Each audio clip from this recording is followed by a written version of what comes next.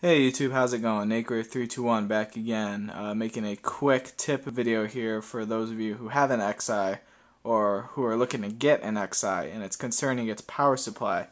Now, you'll know I've got this since like last fall, and up until now I've been using a Genesis Model 2 power supply, and it plugs in, it works, but reading online, doing a little more research, and actually from a tip from a YouTube user, I can't remember his name right now, but I'll include it in annotation.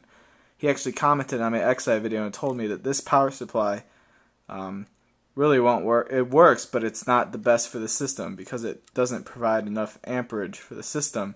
And looking at this and looking at some research online, turns out he's correct.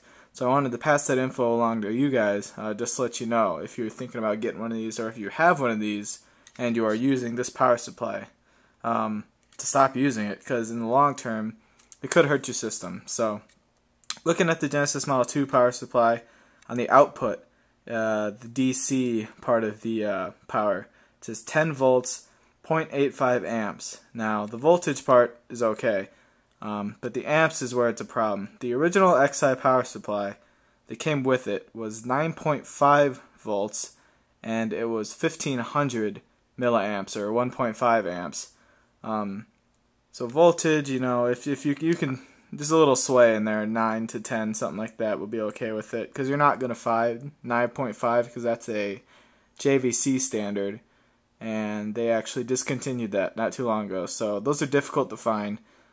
So you could find universal adapters like 9 or 10 volt, and that should work.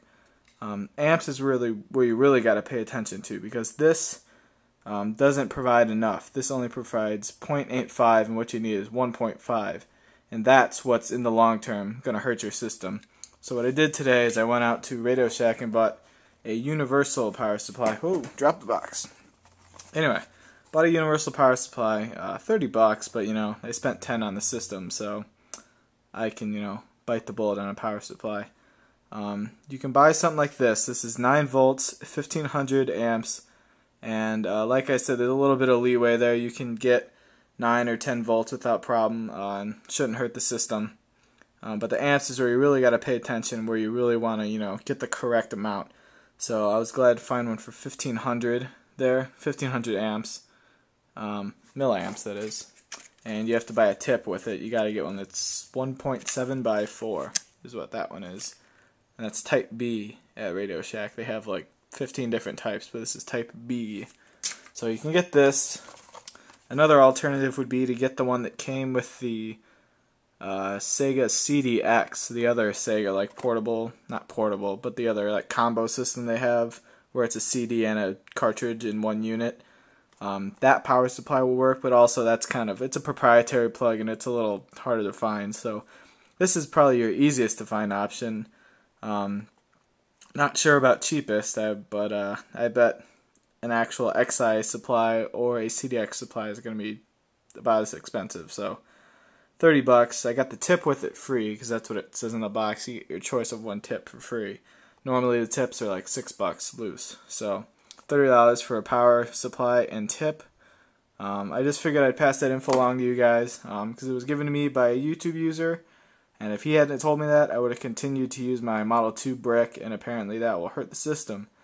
So I didn't want any of you guys or myself to hurt the system, so I figured I'd pass it along to you. Big thanks to the YouTube user that gave me the info. I forgot his name, like I said, put it in an annotation. So yeah, just a quick tip for you guys. And for now, NateGreat321, signing out.